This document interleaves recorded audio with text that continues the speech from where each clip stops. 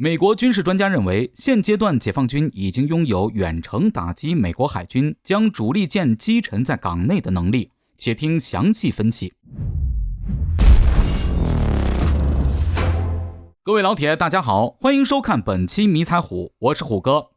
美媒1945近日报道称，美专家卡奇亚尼斯在美国福克斯新闻网上就中美关系发表自己的观点。他认为，美国可能会与中国进行大规模战争，并且面临第二个珍珠港事件。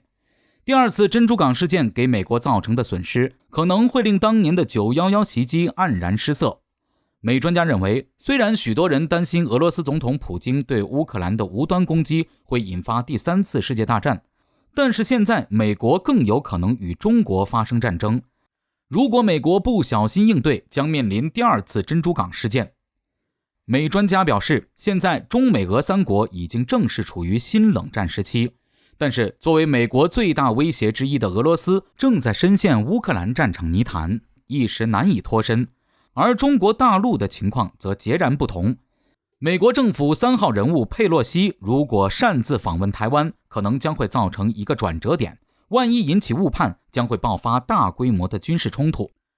当初奥匈帝国费迪南大公就因为被枪杀，从而引起世界大战，所以类似的事件可能使世界陷入一场更可怕的战争。现在中国大陆是一个正在崛起的大国，而美国是一个相对衰落的大国。中国人明白，从长远来看，美国不希望他们主宰印太地区，这就造成了紧张局势。而且美专家还特别大开脑洞般的声称，解放军试射导弹也可能会引发战争。美专家认为，假设中国大陆决定要展示他们的肌肉，并且做了一次导弹试验，如果解放军在发射导弹时，导弹的一个制导系统发生故障，落在台北市中心，或者是意外的击中岛内其他地区，可能会引发战争。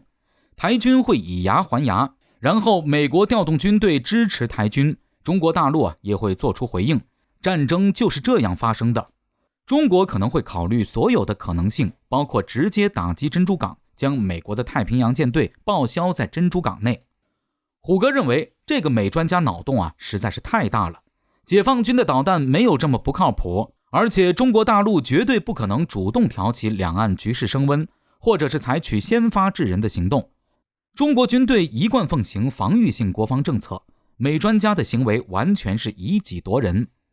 其次，南海自古以来就是中国的主权领海范围，而台湾也是中国领土的一部分。确立南海和台湾的主权时，还没有美国呢，这点是谁也改变不了的。相反，美国倒是一味地在台海、南海等中国核心利益问题上徒生事端、挑唆是非，并且派遣军机军舰屡次闯入中国领空领海附近，这些都是最大的不稳定因素。此次佩洛西若要访台，不得不说完全就是火上浇油，只能令台海局势进一步大规模的激化，甚至有可能发生台海冲突。当然，即便引起台海冲突，这也是中国的内政问题。一旦触犯反分裂国家法，大陆有权采取一切措施阻止台湾分裂，包括采取军事手段。当然，即便是解放军使用武力统一台湾，美军只要不干涉台海问题，虎哥认为大陆和美国爆发冲突的可能性微乎其微。当然，美军要是强行下场干预台海，并且向解放军发起打击，解放军有能力打击美国1、2岛链的所有军事基地。根据军事专家的分析，美军的主要基地都无法防御解放军的导弹饱和打击。打击过后，美军的主要基地都会陷入瘫痪，而解放军的海空和火箭军也会凭借己方的侦察体系和导弹，将驻日美军、关岛美军的军港炸成废墟，并且顺便将美国军港内部署和外海游弋的美海军第7舰队全部歼灭。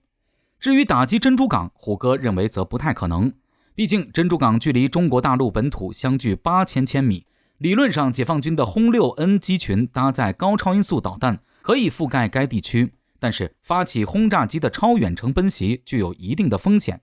除非中美冲突激化到一定程度了，不然解放军不会轻易对珍珠港发动大规模打击行动。不过总而言之，只要美国不把中国当作敌人，或者触犯中国核心利益，中美就不会发生冲突。这一切需要美国人自己改变。